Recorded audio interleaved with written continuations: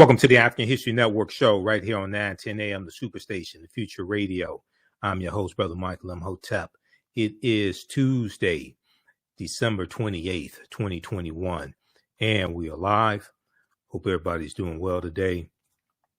It's been a very, very busy day, and we know today is the third day of Kwanzaa also, Ujima, which means collective work and responsibility. So I'm going to play another excerpt of the presentation that I did at the Charles H. Wright Museum for African American History on Tuesday, December 27th for the second day of Kwanzaa, Kuchi Chakalia. But before that, there was a story that I saw a couple of days ago. And Black Enterprise, well, actually BET had an article on this, as well as Good Morning America.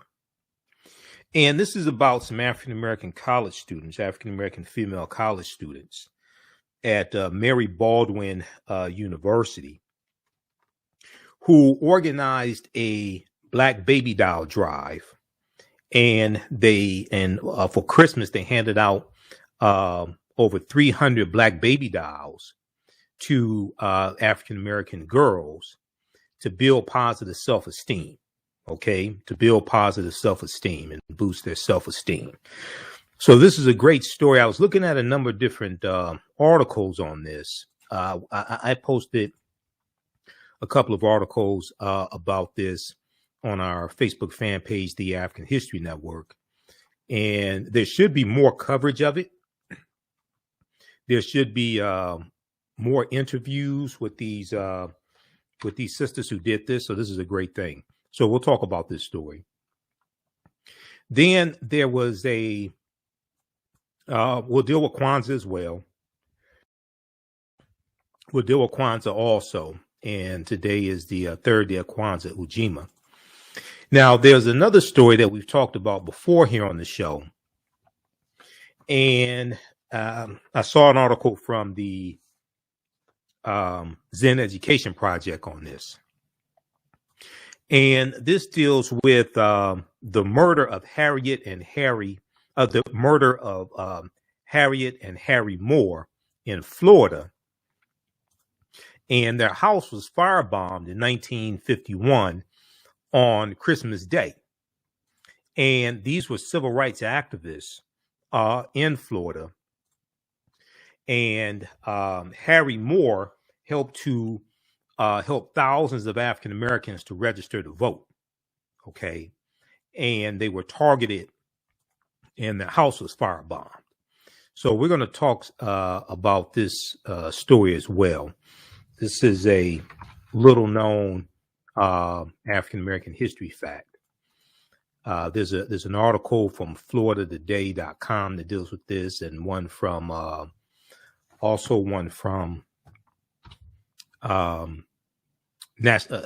Zen Education Project. Okay, there's one from Zen Education Project as well, dealing with the killing of Harry T. Moore and his wife. Okay, all right. So we'll discuss that on today's show, and I'll play another excerpt of the presentation I did on Tuesday, December 27th at the Charles H. Wright Museum of African American History, dealing with Kwanzaa. Okay, my presentation was on From Kwanzaa to Wakanda, Reconnecting African Americans to African Culture for Self-Empowerment. Right now on the African History Network show, we focus on educating, empowering, and inspiring people of African descent throughout the diaspora and around the world, because right now it's corrects wrong behavior. What you do for yourself, what you do to yourself, and what you allow other people to do to you and get away with is based upon what you think about yourself. What you think about yourself is based upon what you have been taught about yourself.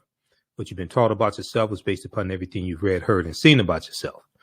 So when you control the radius of a man or a woman's thoughts, you can control the compass of his or her actions, because the mind can't do or teach what it doesn't know. All right. The call-in number is 313-778-7600 is the call-in number if you have a question or comment. 313-778-7600 is the call-in number if you have a question or comment. So I want to jump into this first article. So I saw one article from BET. I think that was the first article I saw, and then there was a more extensive one from Good Morning America, and Yahoo News picked this one up from Good Morning America. College students hand out over 300 black baby dolls as Christmas presents to boost girls' self-esteem. Now, this is from December 24th, 2021. And it's a great story. I think there needs to be more coverage of it, because if it was something negative about these African-American college students, African-American female college students, if it was something negative about them, it'd be, trending on social media. Now, around 300 young girls in Virginia unwrapped the gift of a black baby doll on Christmas morning, thanks to the generosity of college students who say they want the dolls to represent more than just a toy. They want the dolls to represent more than just a toy. Now, one of the African-American female college students at Mary Baldwin University in Staunton, Virginia, her name is Caitlin Russell. She's 19 years old. Caitlin Russell says, I hope that the girls who we are giving these baby dolls to will take away that their power is limitless. I hope the girls that we are giving these baby dolls to will take away that their power is limitless. I want them to be able to see that they have the power to do whatever they want, she said. Now, for the past 25 years, groups of female African-American students at Mary Baldwin University, was a private university of around 1,500 students. For 25 years, they've organized the annual Black Baby Doll Drive, which collects black dolls to give to girls in the local community.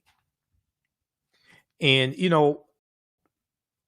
it's the holiday season, things like this, but I just think there should be more coverage about something like this, because it deals with the power that images have. It deals with something positive. African-American college students are doing as well. Now, the goal of the drive is to help provide confidence and self-esteem for the girls through the baby dolls, which let the girls see themselves reflected, according to Reverend Andrea Cornett Scott, who's the university's chief diversity officer, who oversees the doll drive. Now, and here's another picture of them also. So all these different types of black baby dolls, they were able to collect over 300 black baby dolls.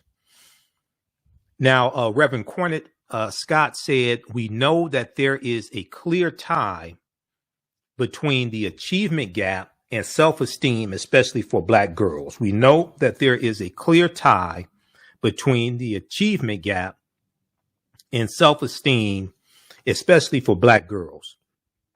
And oftentimes, African-American girls have problems with self-image because they don't see a lot of images of themselves in the media, and often they struggle with whether or not they're beautiful.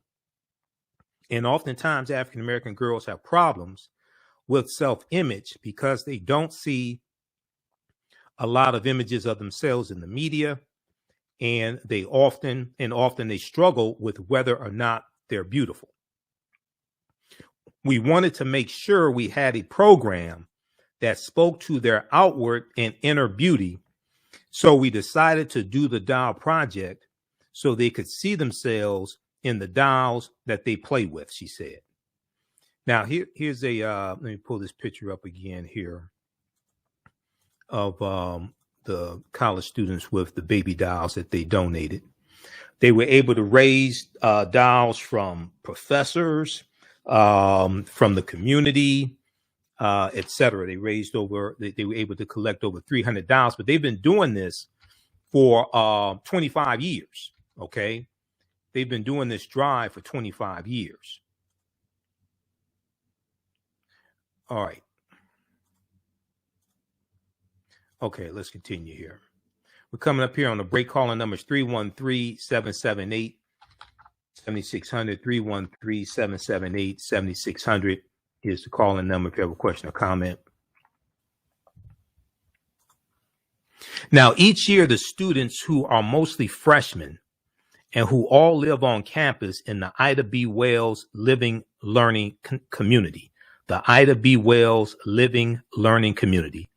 Each year, these students collect dolls from professors and staff on campus and from the community. Now, before they start the drive each year, the students are taught about what's known as the doll test. The doll test. And this was Dr. Kenneth Clark and his wife in the 1940s. They did the doll test, and this was this was used as evidence in Brown versus Board of Education. The doll test was a series of experiments conducted by psychologists in the 1940s to test children's perceptions around race. We'll continue this on the other side of the break. You listen to the African History Network show. I'm Michael Imhotep. We'll be back in a few minutes. Soul in Motion, celebrating 38 years in the arts. This energetic ensemble of dancers and drummers was started by percussionist Michael Friend and is led by choreographer Associate Director Pam Lassiter. Based in the Washington, D.C. area, Soul in Motion is now accepting bookings for Black History Month, Juneteenth, and summer festivals in 2022. Soul in Motion is also available for more intimate events like naming ceremonies and weddings. To find out more or to book your date, call 240-452-1349 or send an email to info@soulinmotion.org. Be sure to check us out on Facebook, Instagram, and YouTube. Soul in Motion, celebrating our history, our culture, our future. Soul in Motion. Theater, African dance, and drumming since 1984.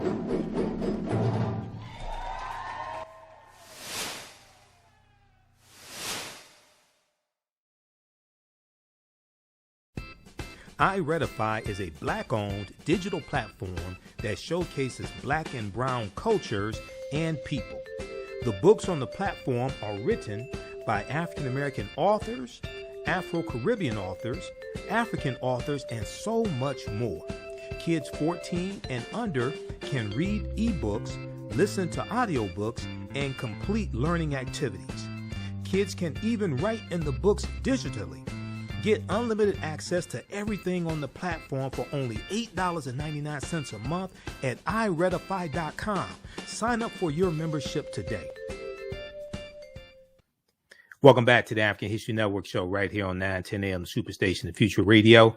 I'm your host, Brother Michael Imhotep. It is Tuesday, December 28th, 2021, and we are live. Calling numbers 313-778-7600, 313-778-7600 is the call-in number if you have a question or comment. Now, right before the break, we were talking about this great story out of Virginia, out of Staunton, Virginia, at Mary Baldwin University.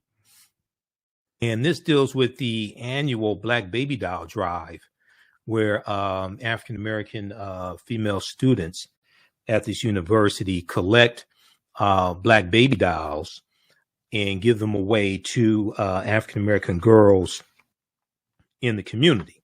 Okay. So this year they collected over 300 Black baby dolls.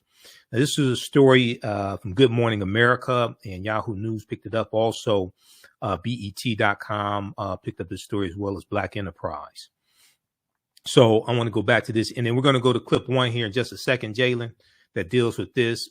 So I spent some time doing research on this story, and there was only really one news story that I saw on this. Okay, there was only really one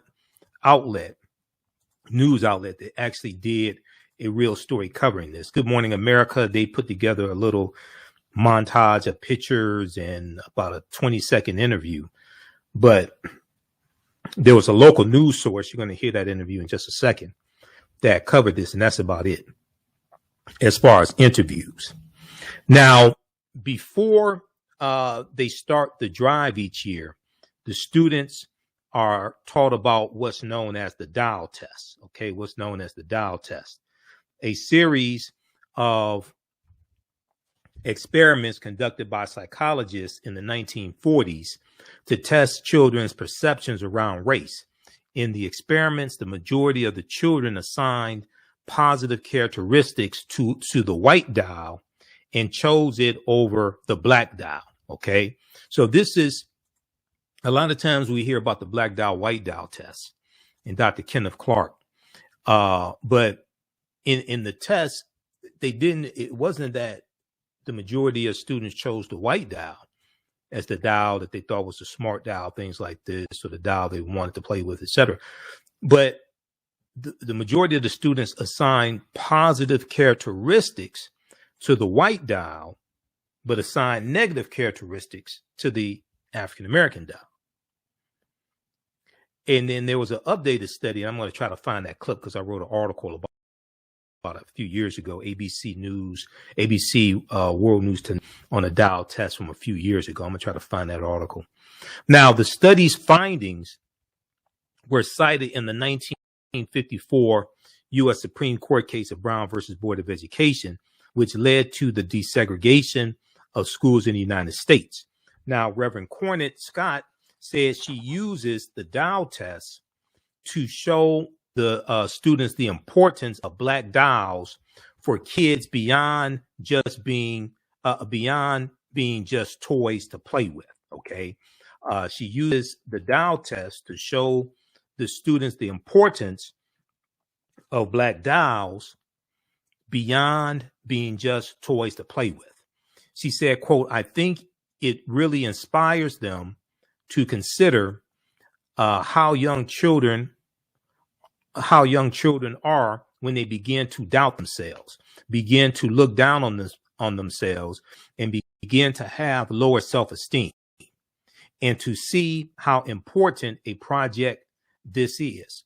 Now, I want to go to this clip here. This is from, let me pull this up here just a second. Okay, so this is from WHSV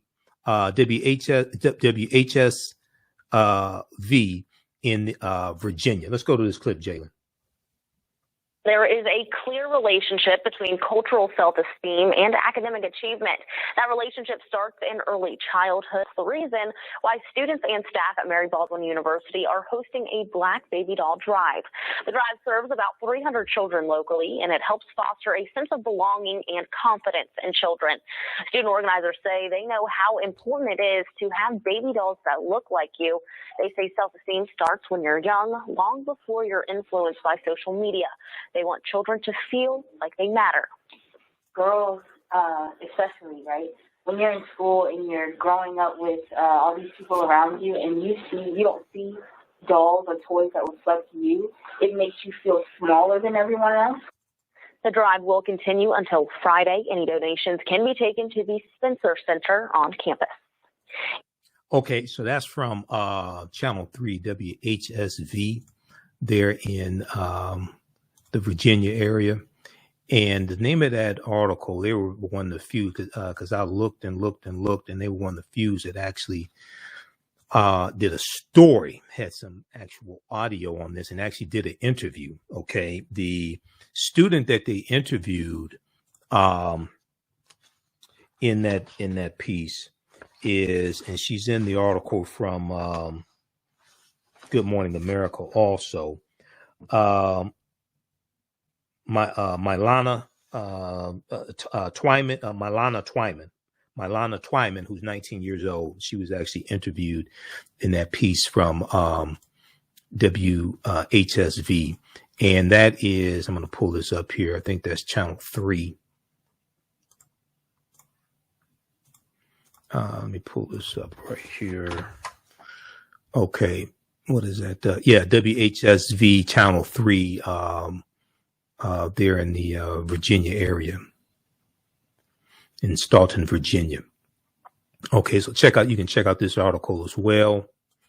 They're one of the few that I saw that actually did a story and actually interviewed one of the students. Local students host Black Baby Doll Drive to foster sense of belonging in children. Now, this article this story is from December 1st, 2021, while they were in the process of collecting the dolls. Now, I want to go back to the piece here from Good Morning America also. They have an extensive article on this.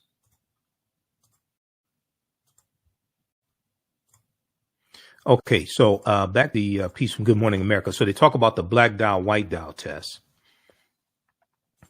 which is an important test, and it deals also with the power of media and how what you read, see, and hear affects the way you think, feel, act, and behave. Now, even in 2021, the students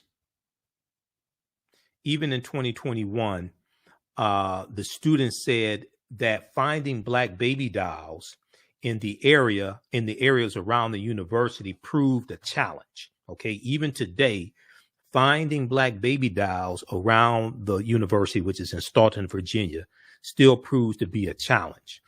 What really hit home for me, and what really drove me to do this drive, was the scarcity of the dolls in the community.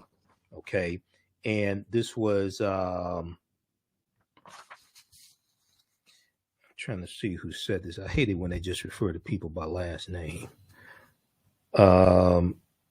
Russell, I forget who. I have to look and see who Russell was, but I hate it when they're so lazy. But anyway, they're not always at your local market or local store, she said.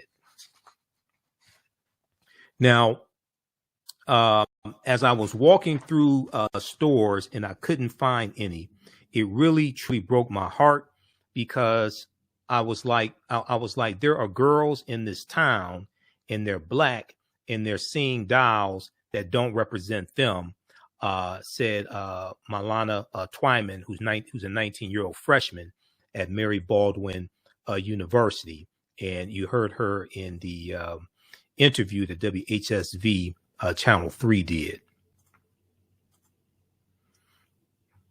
Okay, she said, as I was walking through stores and I couldn't find any, it really truly broke my heart.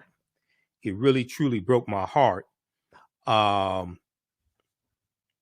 because I was like, there are girls in this town and they're Black and they're seeing dolls that don't represent them.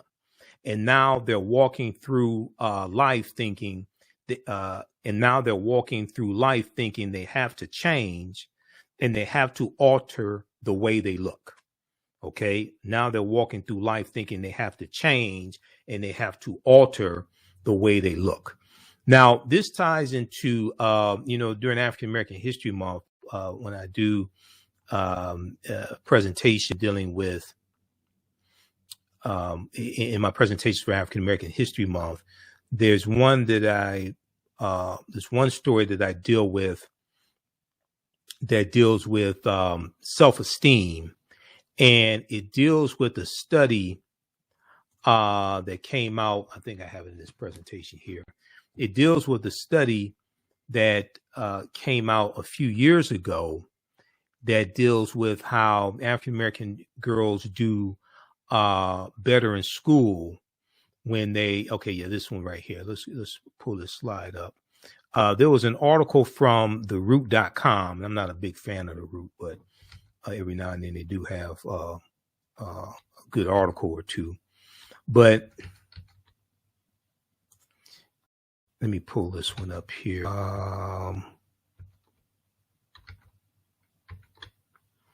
Okay, let's go to this slide. So there was an article from theroot.com that dealt with new studies find that positive feelings about Blackness improve academic performance for Black girls.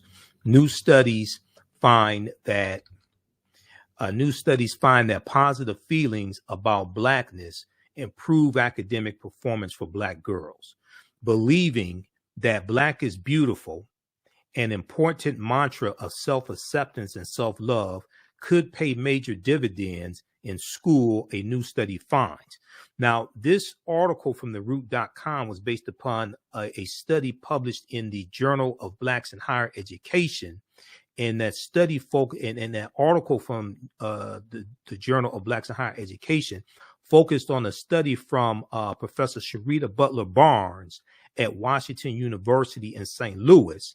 And this study found that young Black women with, quote, strong racial identity, young Black women with strong racial identity are more likely to be academically engaged, curious, and persistent.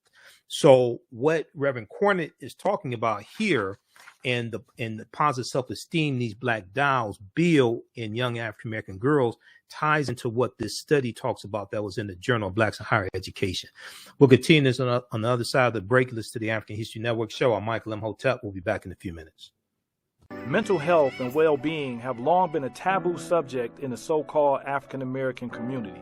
So I enlisted the help of mental health experts, thought leaders, and activists to help kill the ghost of Willie Lynch and heal from post-traumatic slave syndrome. We experience trauma a lot of times on a subconscious level. So sometimes something happens to us and we know that it's traumatizing, but we don't really recognize the extent of the trauma. Kwanzaa is coming, and the KwanzaaShop.com has all of your Kwanzaa needs. Order your Kwanzaa set today, which includes a kinara, candles, a mat, a cup, the African American flag, and a basket. Visit the KwanzaaShop.com, the KwanzaaShop.com. They have kinara sets, which include a candle holder, candles, a mat, and a cup. Kwanzaa is December 26th through January the 1st. Add the early bird discount code for 10% off your order placed before November 28th. Visit the KwanzaaShop.com and place your order today. The KwanzaaShop.com has all of your Kwanzaa needs to celebrate this African American Pan-African holiday. The KwanzaaShop.com.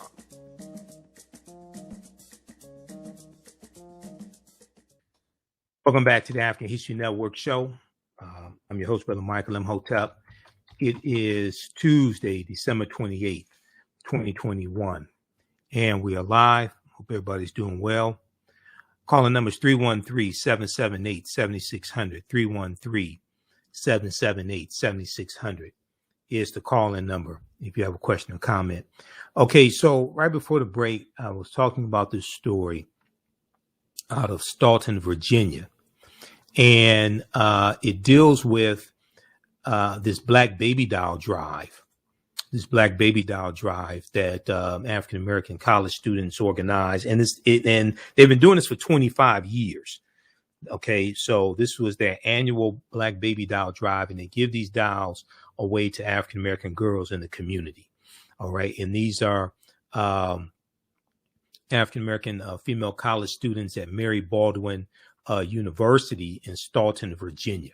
It's a private university of about 1,500 students in Staunton, Virginia. So they do this each year. And then when we left off, I was talking about this study that I've dealt with in some of my presentations in the past, especially during African American History Month. It's a study that was in the Journal of Blacks in Higher Education a few years ago. And I picked this up from an article from TheRoot.com. New studies find that positive feelings about Blackness improve academic performance for Black girls.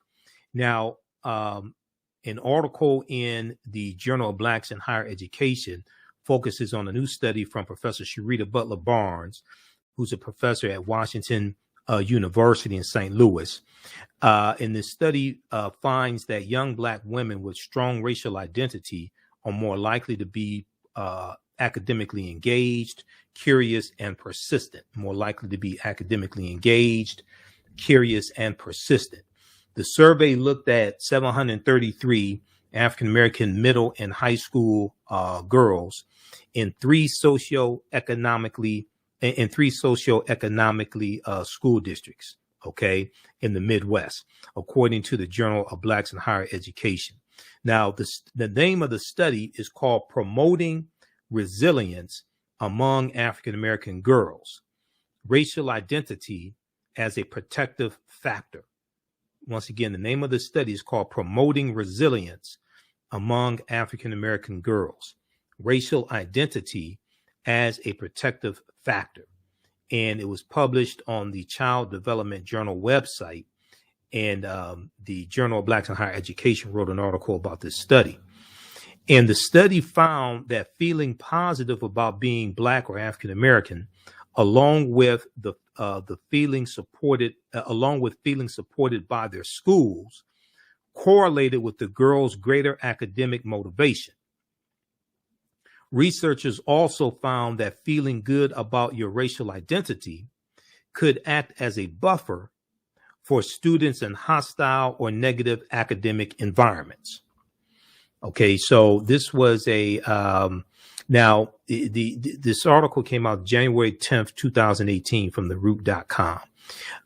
The article went on to say, quote, persons of color who have unhealthy racial identity beliefs tend to perform lower in school and have more symptoms of depression. Professor Sharita Butler Barnes wrote, who's an African-American female professor. She said, persons of color who have unhealthy racial identity beliefs tend to perform lower in school and have more symptoms of depression.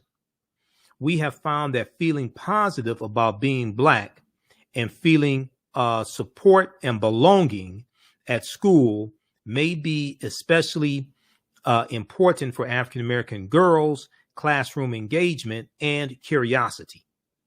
Feeling connected to the school may also work together with racial identity attitudes,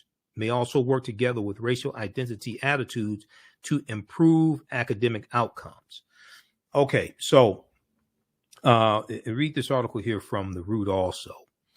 Now this article here is from blackamericaweb.com from June 14, 2012. TV kills Black boys' self-esteem. Because my background's in marketing. I'm a historian, but my degree's in business administration. I have a background in marketing and sales and things like this. Foundation of marketing and psychology. So I've been studying effects of the media for about 30 years now. And one of the first lecture series I did was called The Media's Deliberate Destruction of the African American Family. But in this study here, it said a new, precise, and exhaustive year-long study finds that watching television regularly distorts and ultimately destroys the self-esteem of young Black males, who often find themselves comparing one another to the characters they view on air, leaving them feeling trapped and as if there are, quote, very few positive life paths they can aspire to, end quote. Now, what's interesting is that I read different news outlets reporting on this study. CNN had an article about the same study. And when you read articles on this, they tell you that the only group that gained positive self-esteem, generally speaking, from watching television were young white boys. The article that CNN had on this study, the picture showed a young white boy laying on the floor watching TV, and he had like a cape on, like Superman. Okay, because when you read the study, it talks about the negative images of African American boys, girls, and of white girls, but how white boys gain positive self-esteem, generally speaking, from watching images on television. So this is from June 14, 2012. Okay. Now this is an interesting article here. This was an interesting study. A number of outlets picked this up. Black teens with racial pride do better in school. AfricanGlobe.net picked up this study. African American teens with racial pride do better in school. Now wait till you see the universities. It was two universities that came together to do this study. Wait till you see the universities that did this study. African American teenagers perform better academically when their parents instill in them a sense of racial pride. A new study by the University of Pittsburgh and Harvard University, not Howard, Harvard. A new study, it was new at the time, this came out in 2013. A new study by the University of Pittsburgh and Harvard University shows that when parents use racial socialization, such as talking to their children or engaging in activities that promote feelings of racial knowledge, pride, and connection, like taking them to Kwanzaa celebrations, taking them to African-American bookstores and African-American history museums and things like this, or lectures, etc., historical lectures, things like this. It promotes feelings of racial knowledge, pride, and connection. It offsets racial discrimination's potentially negative impact on students' academic development. Now, this was a joint study by the University of Pittsburgh and Harvard University. Yet you have white supremacists in state legislatures passing bills to suppress what can be taught about history, the history of slavery, white supremacy, and things like this in schools, using the cloak of critical race theory to attack what it is that they don't like about history and things that may make them feel guilty about what's happened in this country. And this was a joint study that the University of Pittsburgh and Harvard University did. All right, so if you go back quickly here to this other articles, we run out of time here. 300 African-American, you had 300 black baby dolls that were collected by African-American college students at Mary Baldwin University. Now, the students said that they took the task so seriously. The students said they took the task so seriously, it almost became a competition to see who can find the most black dolls, which were distributed to over 300 local girls to be opened on Christmas Day. And here's some more distribution of the black baby dolls.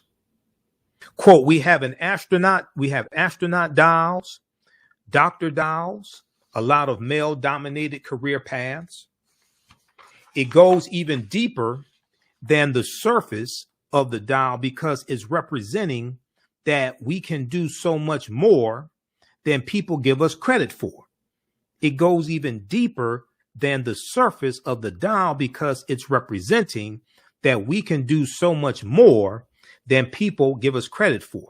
Now, Tiara Jordan, who's a 20-year-old sophomore at Mary Baldwin University, says she found her own self-esteem buoyed or boosted by participating in the doll drive.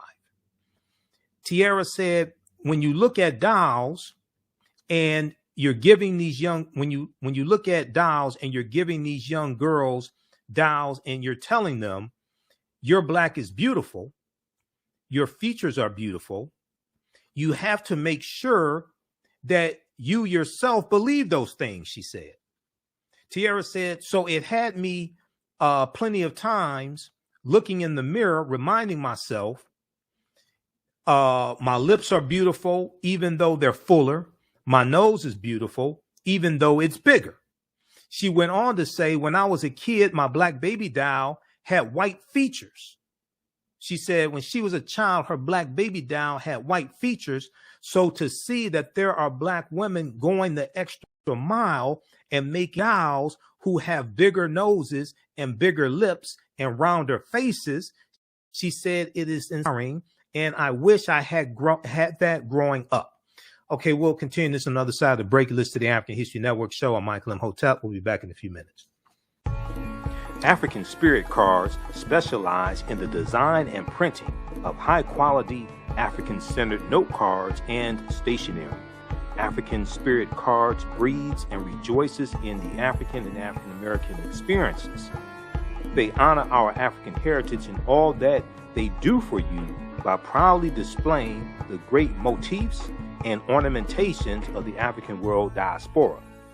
They use African images, African proverbs, and many African languages to fully immerse their clients in the wisdom and history of and the connection to Africa.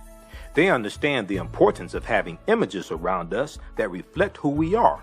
These images also illustrate where we came from and what we desire to be. They are here to serve you. Follow them on Instagram at African Spirit Cards, that's African with a K. They have a wide selection. Check out their holiday selection at etsy.com/shop/African Spirit Cards. That's Etsy, ETSY.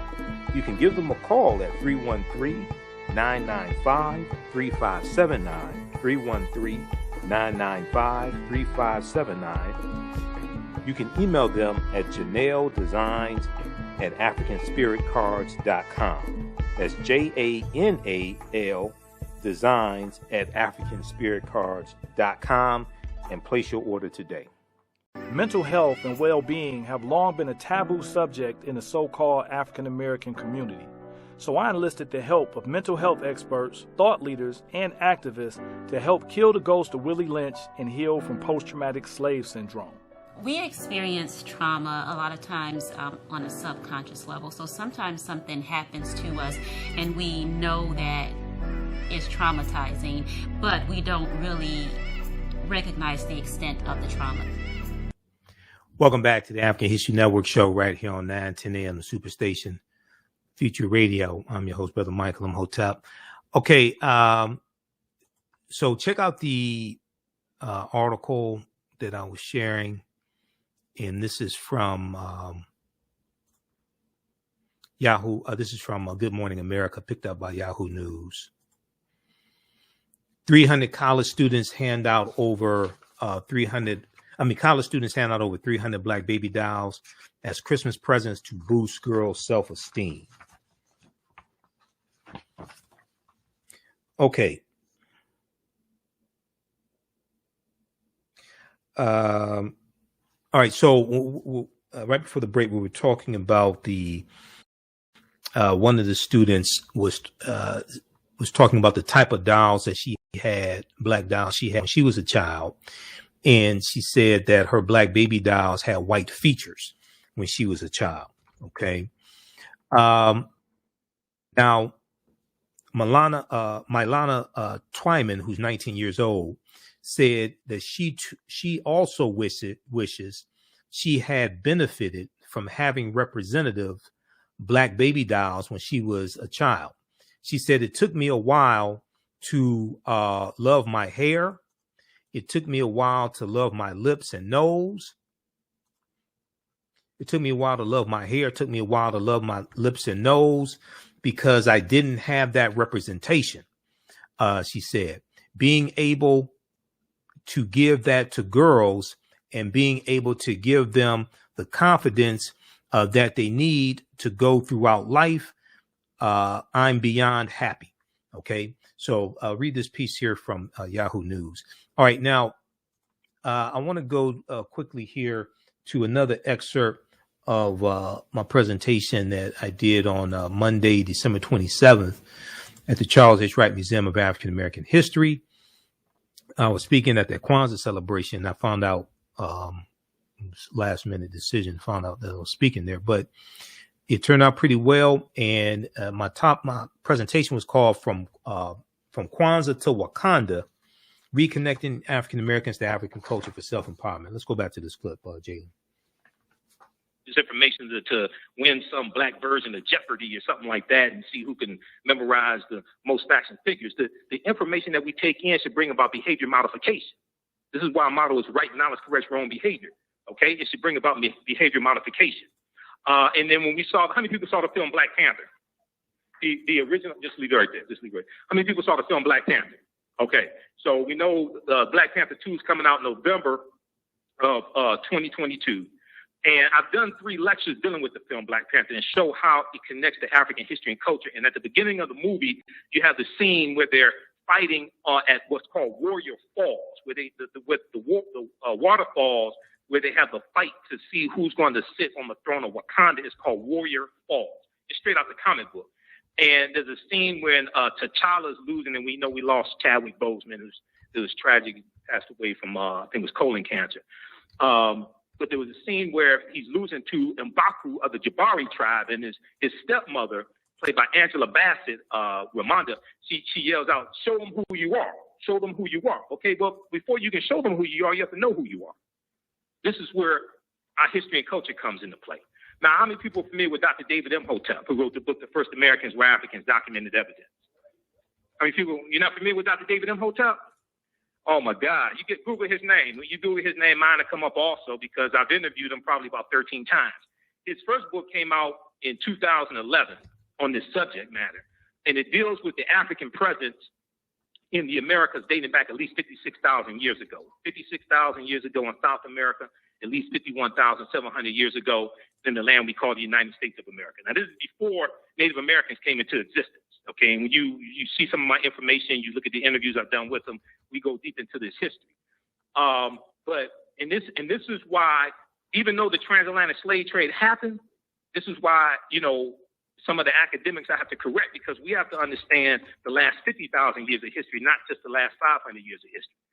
Okay, so yes, the transatlantic slave trade happened, but we have to deal with the history of thousands of years before that. Now, on page 14 of his book, he deals with the discovery that was made in Allendale County, South Carolina in 2004. And I teach online classes dealing with history and things like this. And some of these archaeological discoveries that are coming out every other week, I deal with in the class.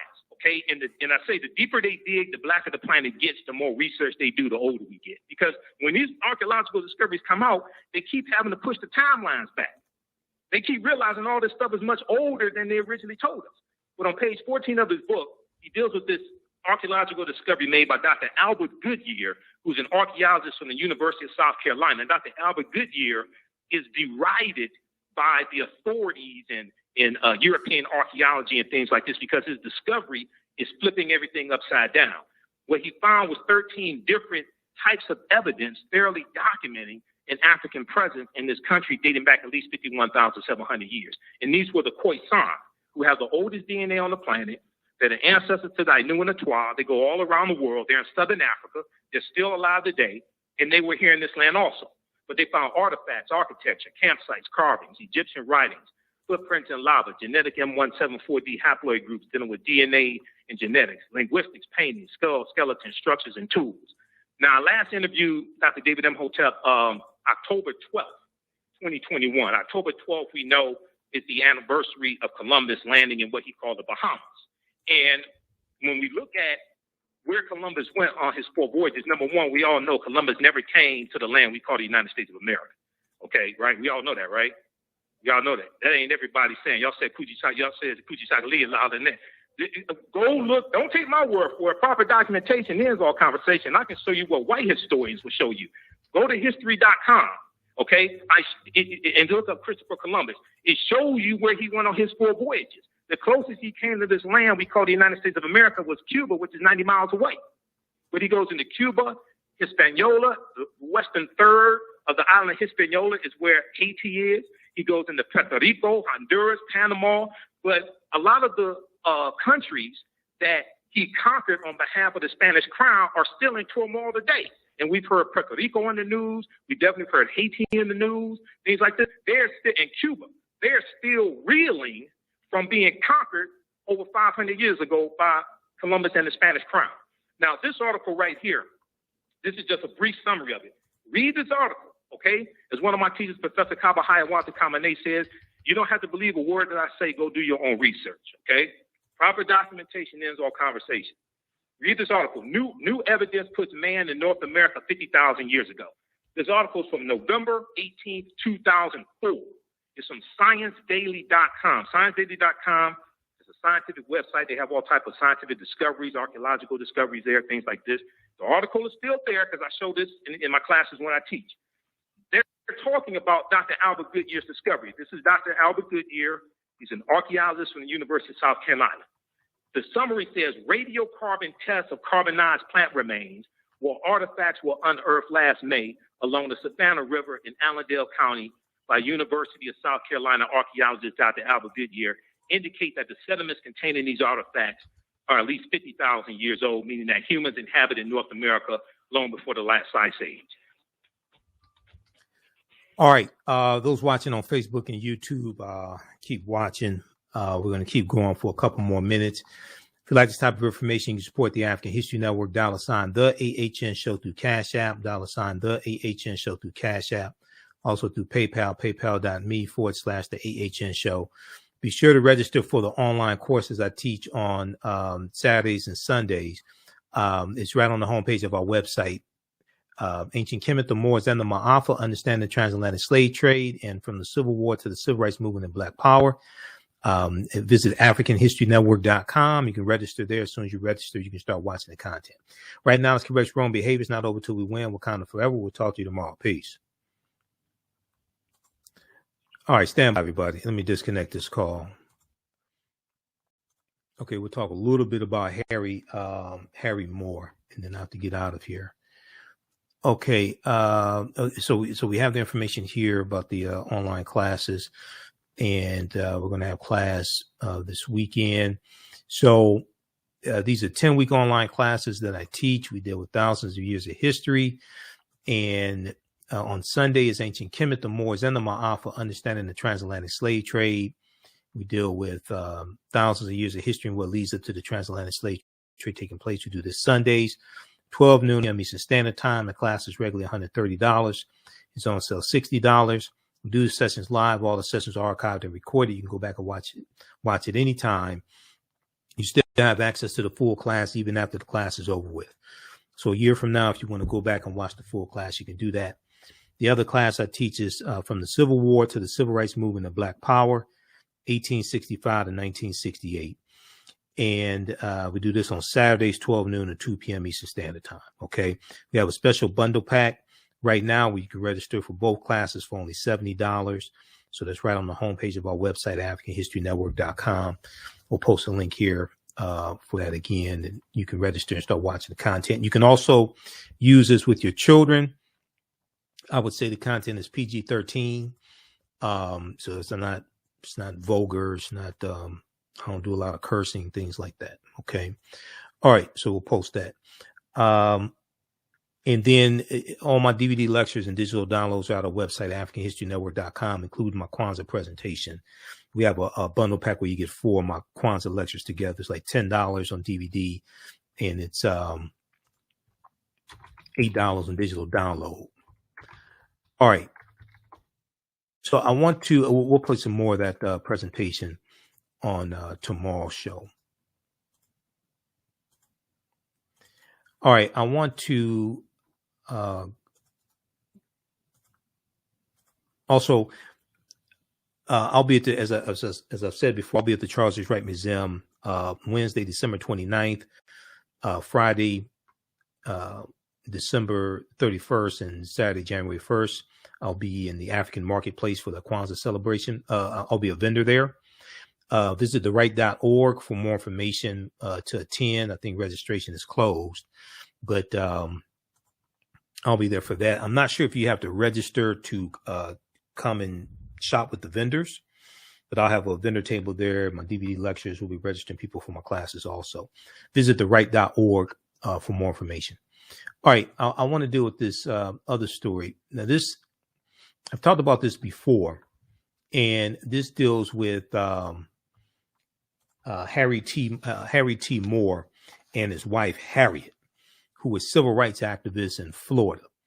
There's a good article from the Zen Education Project on this. Okay, And we'll probably talk some more about this tomorrow because it's kind of a lengthy article. Their house was firebombed on December 25th, 1951.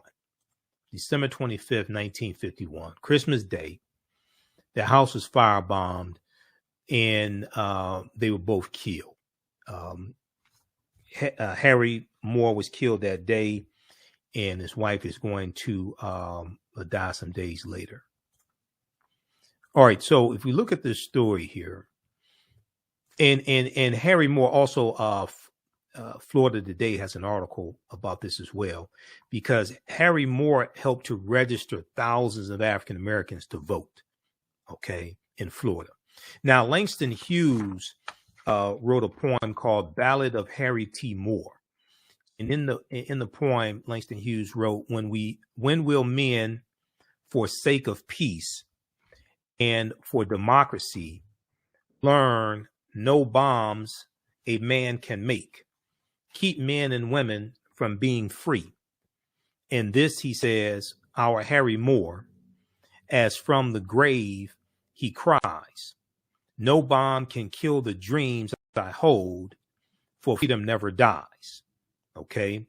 No bomb can kill the dreams I hold, for freedom never dies. Now, here's a picture of Harry T. Moore and their two daughters, Harry and Harriet Moore and their two daughters. Now, Harry T. and Harriet Moore were murdered on Christmas Day. It was their 25th wedding anniversary, when a bomb set by the Ku Klux Klan blew their home in Mims, Florida. Harriet Moore was a classroom teacher, and both Harry and Harriet were both civil rights activists. They were both civil rights activists. Now, Harry Moore died on the way to the hospital. His wife, Harriet, died 9 days later, leaving behind two daughters, Evangeline and Annie Rosalia. Now, Evangeline Moore dedicated her life to seeking justice for the death of her parents. Now, a little background information on Harry and Harriet Moore, civil rights activists killed by the Ku Klux Klan in 1951, house firebombed on Christmas Day. Now, back in the 1930s, Harry and Harriet Moore began organizing for the NAACP in Central Florida. They launched a legal struggle that eventually won equal pay for African American and white teachers. In 1941, Harry Moore became president and later executive director of the Florida State NAACP. Now, under their leadership, the NAACP eventually grew to more than 10,000 members in more than 60 branches across the state of Florida. Now, in 1944, Thurgood Marshall won the U.S. Supreme Court case of Smith versus Allwright, which we've talked about here on this show just in the past couple of months. Okay, Smith versus Allwright.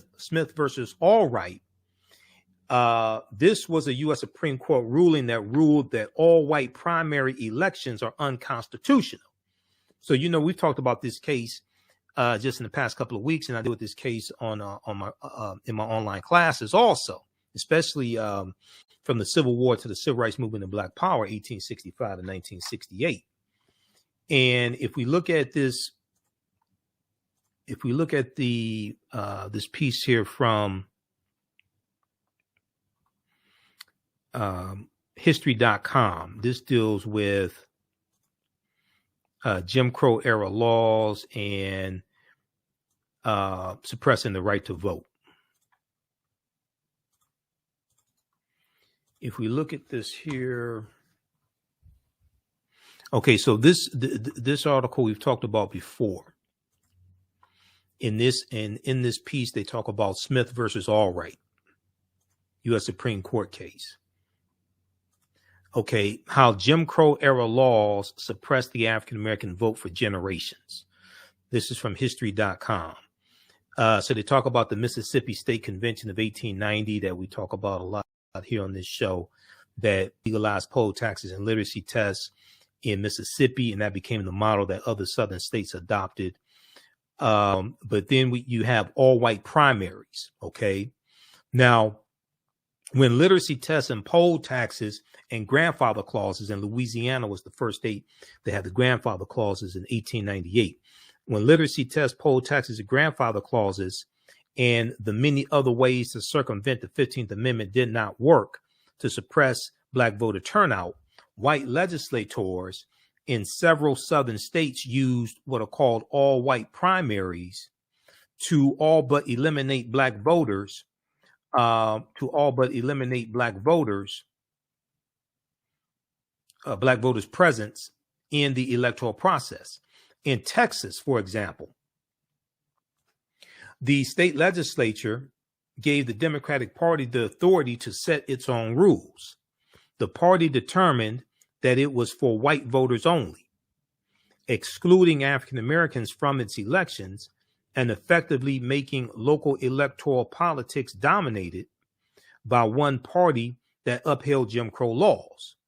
After a white election official blocked an African American man named Lonnie E. Smith the right to vote in the 1940 Texas Democratic primary, the NAACP's Thurgood Marshall and William H. Hastie challenged the case all the way to the U.S. Supreme Court. In 1944, the U.S. Supreme Court ruled in Smith versus Allwright, that's Lonnie Smith as the plaintiff, Smith versus Allwright, that the Texas white primary system was unconstitutional. Okay, this is Thurgood Marshall. The right to vote in a primary for the nomination of candidates without discrimination by the state is a right secured by the Constitution, said the U.S. Supreme Court in its 8-1 decision.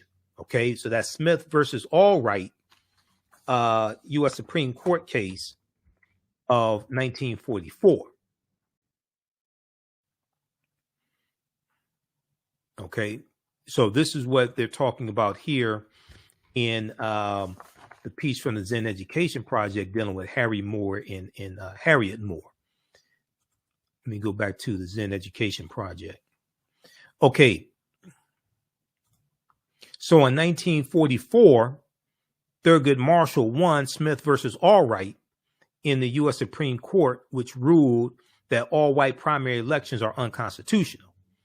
With African Americans now allowed to vote in the real elections, the Moores, Harry Moore and Harriet Moore, organized the Progressive Voters League of Florida, the Progressive Voters League of Florida, and Harry Moore became its president.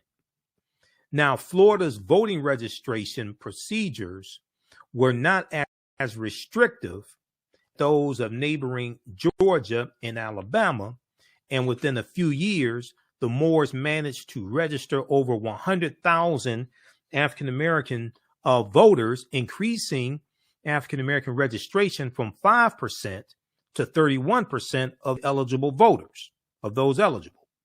Now, their slogan was, quote, "A voteless citizen is a voiceless citizen." Their slogan was, a voteless citizen is a voiceless citizen. Now, for years, Harry Moore traveled Florida's muddy back roads and poorly paved highways, building the NAACP, helping African Americans register and organize the Progressive Voters League of Florida. Now, his wife, Harriet Moore, was a sixth grade teacher at George Washington Public School. Paige Watley Bailey shares a memory from her classroom in 1951. She said Ms. Moore did not complain or express outrage at having to teach us from old tattered textbooks,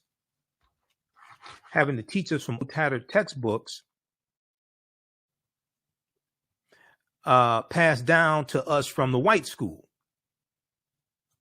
What she did was to teach us primarily from the few boxes of her own private books, which she kept hidden under her desk.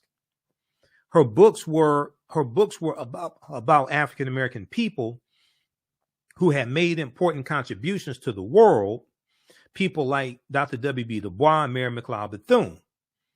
Miss Harriet Moore taught us about the freedom fighters, Harriet Tubman and Sojourner Truth.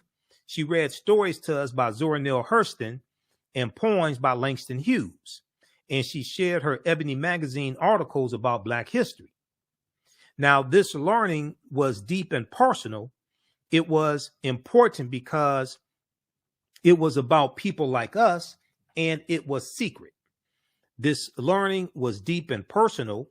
It was important because it was about people like us, and it was secret. Now, she didn't have to tell us not to tell anyone about these books. We knew they were dangerous when she appointed one of us to be a lookout person at the window. So if the superintendent of the schools came on one of his unannounced inspections, he wouldn't catch us using them. Now, these books, their physical existence and the stories they told taught me about unspoken truths, secrets, and lies. Now, in addition to voter registration and education, the Moores, Harry Moore and Harriet T. Moore, also investigated lynchings. And this is something that the NAACP did. They investigated lynchings of African Americans to try to get evidence. They also investigated sexual assaults on African Americans, especially African American women. And they investigated allegations that African American men rape white women and things like this. Okay, and this is work that Rosa Parks did for the NAACP in Montgomery, Alabama. Rosa Parks investigated the gang rape of Reese Taylor. Now, in 1949, 4 young African American men, the Groveland Four, who were just posthumously exonerated, were accused of raping a white girl in Lake County near Orlando. At that time, it was a Klan stronghold, okay? And the Klan was all throughout Florida. Remember, Florida, 1923, January is where you have Rosewood, Florida, the Rosewood massacre, okay, in Florida. And they wiped Florida, even though Rosewood was a small town of about 200 people, almost all of them African Americans, they wiped Florida off the map. They actually white people removed Florida off the map. They ran all the African Americans out, killed a handful of them, ran all of them out of town, took their land, and removed Rosewood, Florida off the map. Now, later evidence indicates that the 17-year-old girl had been beaten by her husband, and that they concocted a phony rape story to conceal the beating from her parents, who had threatened to shoot her husband if he brutalized her again. Okay, now this kind of reminds me of Rosewood, Florida, because in the Rosewood, Florida massacre, it was the white woman named Fanny. She was cheating on her white husband with another white man. She lied, and her white lover beat her.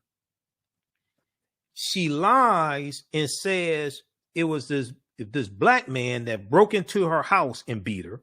Now, she didn't say she was raped by him, okay? But as the story gets told over and over again by drunk white men with guns, okay, now they think that this black man raped her and things like this. And no, it was a white man that beat her.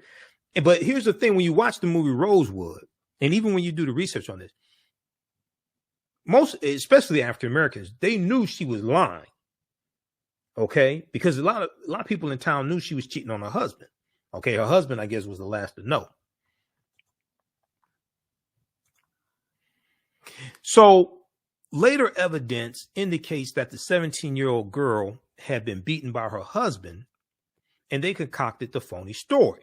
Okay, now Charles Greenlee, age 16, and war veteran Sam Shepard and Hunter Irvin were arrested for the supposed rape, the Groveland Four. Okay, they were just in the news, and they were just posthumously exonerated. We talked about that here on this show because we deal with like real topics here. Okay, there was a piece from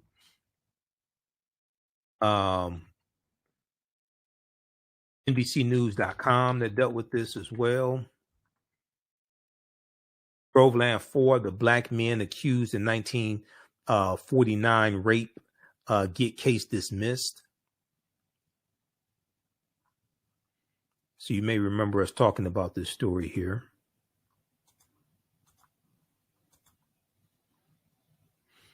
This is from NBC News. Groveland 4, the black men accused in a 1949 rape get case dismissed. A hearing in Florida to toss the Jim Crow era convictions of Charles Greenlee, Walter Irvin, Samuel Shepard, and Ernest Thomas resulted in a rare finding. Okay, now here's a picture of three of them right here. Three of the boys here. Three of the from left, Lake County Sheriff Willis McCall, an unidentified man, stand next to Walter Irvin, Samuel Shepard, and Charles Greenlee in Florida in 1949. Okay, now this article is from November 22nd, 2021. So we talked about that here on this show. The Groveland 4. So this is who they're talking about here in this piece here from the Zen Education Project. All right, now, Charles Greenlee, age 16, and war veteran Sam Shepard and Walter Irvin were arrested for the supposed rape. The fourth man, Ernest Thomas, managed to flee but was gunned down by a sheriff's posse a few days later. A mob of more than 500 white men assembled to lynch the remaining three African-American boys or African-American men. When they could not locate the prisoners, they formed a caravan of 200 cars and descended on the black neighborhood of Groveland, Florida, where the families of the accused men live. They shot into homes and set some of the homes on fire. The Florida governor sent the National Guard to restore order. Now, Willis McCall, the sheriff of Lake County, Florida, was notorious for his brutality against African Americans. Okay, and Willis McCall was in the picture that I just showed you. Okay. Year after year, he was reelected with the support of the citrus growers, the orange growers, the citrus growers, who he supplied with cheap chain gang prison labor at harvest time by arresting African Americans on trumped up charges for minor crimes. Sheriff Willis McCall also chased any and all union organizers out of the county. Now, Harry and Harriet Moore discovered that while in Sheriff McCall's custody, the three Groveland descendants were brutally beaten and made to stand on broken glass with their hands roped to a pipe over their heads. Despite this torture, they refused to confess to a crime they did not commit. Unable to force a confession, Sheriff McCall's deputies manufactured enough phony evidence to convince an all-white jury. Now, Shepard and Irvin were sentenced to death. 16-year-old Greenlee was sentenced to prison. Okay, so that was Walter Irvin, Samuel Shepard, and Charles Greenlee. Okay, this is who they're talking about. So this ties into the Groveland 4. All right, and once again, see, elections have consequences. This white supremacist Sheriff McCall was elected over and over again by other white supremacists there in Florida. Okay, so this is Sheriff Lake County Sheriff Willis McCall on the left. All right, so go back and read this story that we dealt with back in late November, dealing with the Groveland 4, because all this history is connected.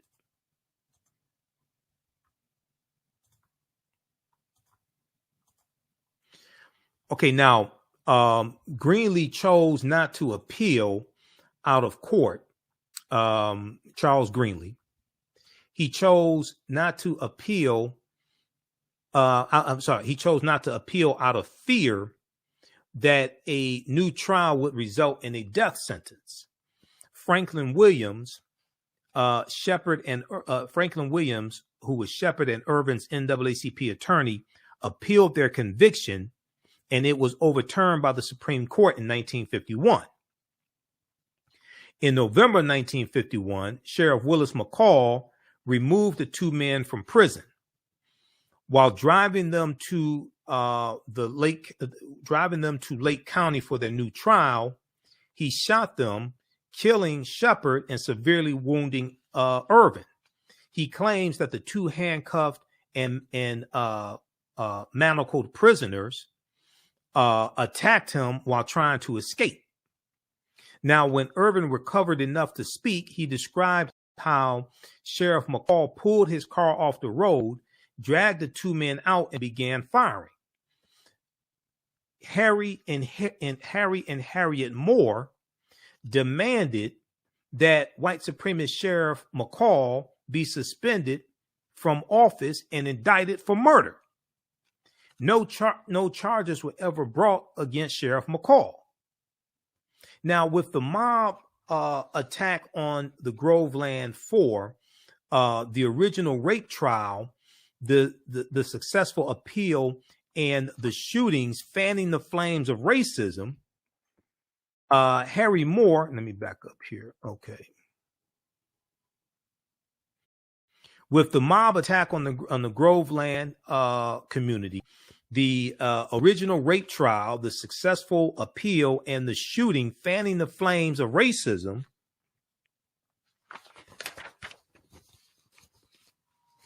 Harry Moore was called the most hated black man in Florida. Harry Moore was called the most hated black man in Florida.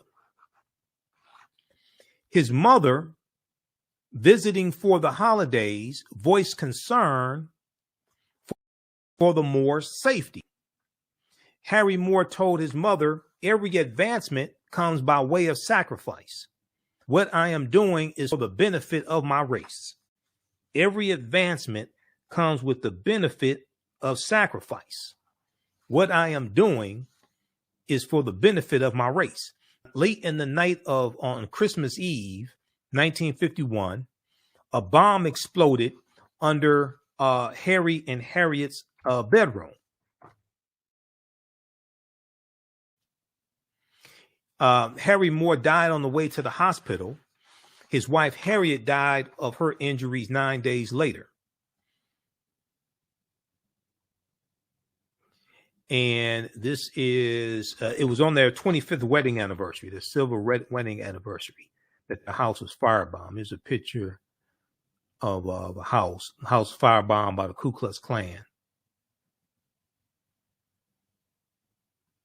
So check out this article here from the Zen Education Project, December 25th, 1951, murder of Harriet and Harry Moore in Florida.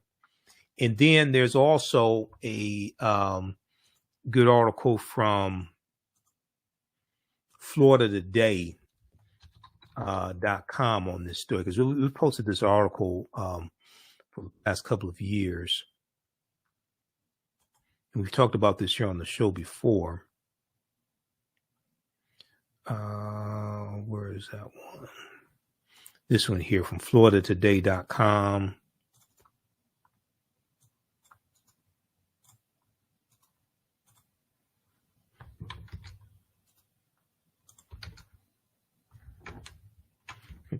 This one here.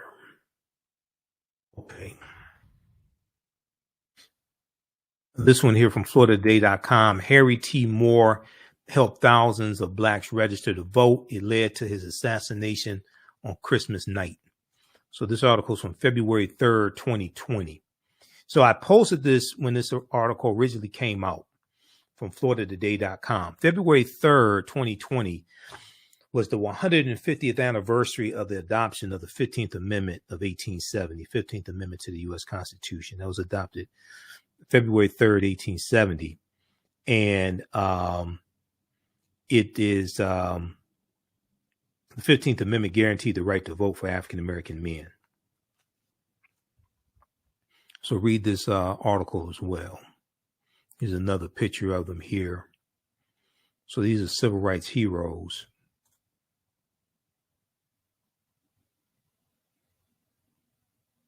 Here's another picture of Harry Moore, young Harry Moore here.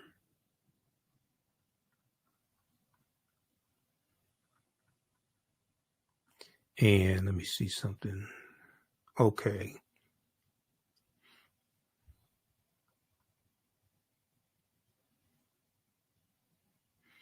Okay, so their legacy. So in Florida Today, the article from Florida Today, they talk about their legacy. Now, Harry Moore has been called the first martyr of the civil rights movement, even though many historians use the Brown versus Board of Education case of 1954, 3 years later, as the start of the civil rights movement, the modern day civil rights movement. Regardless of semantics, Harry Moore was the first NAACP official assassinated in the civil rights struggle. Okay, it's 1951. Okay, he's the first NAACP official assassinated in the civil rights struggle. He and his wife were the first couple to be killed for civil rights. It took 55 years before the Moore's killers were named. In 2006, then State Attorney General Charlie Crist announced results of a Florida Department of Law Enforcement investigation that named 4 members of the Ku Klux Klan as directly linked to the Moore's death. The investigation said it found no link between Sheriff McCall and the KKK conspirators, a point that is still debated today. Now, 4 artifacts of the Moors reside in the Smithsonian's National Museum of African American History and Culture. The Harry T. and Harriet V. Moore Memorial Park and Museum is built in their honor at the site of their murders. The 12-acre campus features a museum and a replica of the house where the Moors were killed. Quote, "We see his legacy as one that should be embraced and should be widely known," Gary said. You find very little in history books relating to civil rights about Harry and Harriet Moore, and it's our mission to change that. Okay, so read this piece here also from FloridaToday.com, which came out February 3rd, 2020. Harry T. Moore helped thousands of blacks register to vote. It led to his assassination on Christmas night. That was in 1951. All right.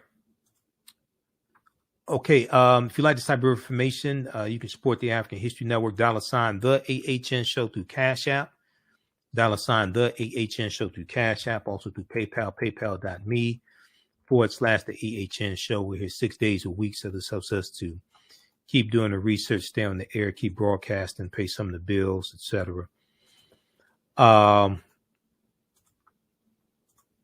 Okay, and you can still register for the online courses that I teach on Saturdays and Sundays, from the Civil War to the Civil Rights Movement of Black Power, 1865 to 1968, in Ancient Kemet, the Moors, and the Ma'afa, understanding the transatlantic slave trade, what they didn't teach you in school. So we do the sessions live. All the sessions are archived and recorded. You can go back and watch them anytime. African-American business owners also post name your business here in the thread of the broadcast. We'll let you know how you can advertise with the African History Network. Our current promotion is buy 1 month, get 2 months free. So email us at ahnshow@africanhistorynetwork.com. We'll let you know how you can advertise with us. And if you don't have a commercial, 30-second and 60-second commercial, we can create one for you as well. And it will air when we rebroadcast these shows. We'll rebroadcast them throughout the day on our social media platforms. And also in the audio podcast version, of these shows as well. We're on 10 different audio podcast platforms: iHeartRadio, Blog Talk Radio, Castbox, FM Player, TuneIn. So in the audio, also in the audio podcast, your commercial will be in the audio podcast version of these shows as well. Okay, so at AfricanHistoryNetwork.com, you register for the online courses. We have the bundle pack, the course bundle. The courses are regularly $130 each. You can register for both of them for only $70. And even after the course is over with, you can still go back and watch the classes anytime. So I'm going to post that information here.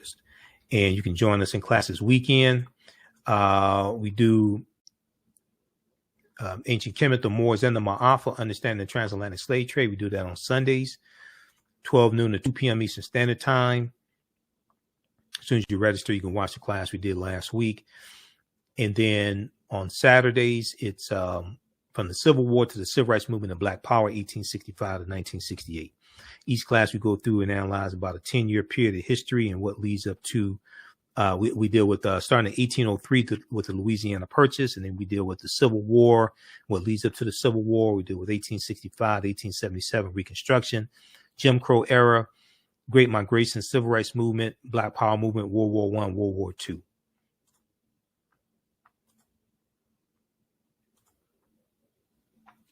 All right.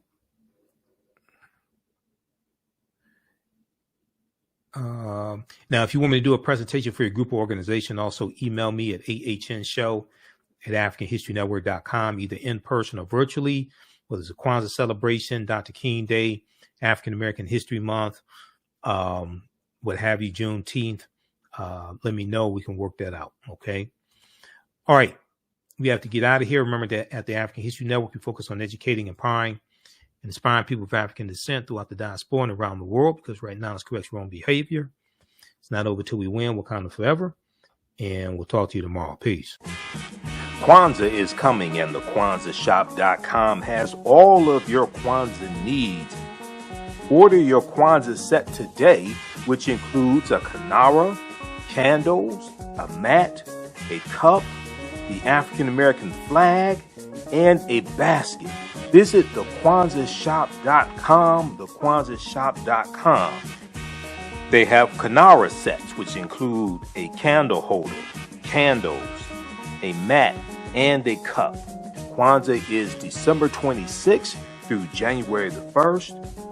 Add the early bird discount code for 10% off your order placed before November 28th. Visit the KwanzaaShop.com and place your order today. The KwanzaaShop.com has all of your Kwanzaa needs to celebrate this African American Pan-African holiday. The KwanzaaShop.com.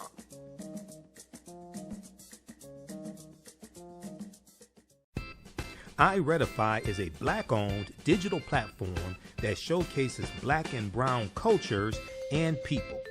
The books on the platform are written by African American authors, Afro-Caribbean authors, African authors, and so much more. Kids 14 and under can read ebooks, listen to audiobooks, and complete learning activities. Kids can even write in the books digitally. Get unlimited access to everything on the platform for only $8.99 a month at iRedify.com. Sign up for your membership today. Black on Purpose Television Network. Yes, Black on Purpose Television Network. All Black, all positive, all the time. The largest Black-owned streaming television network in the world. Bringing our people together worldwide.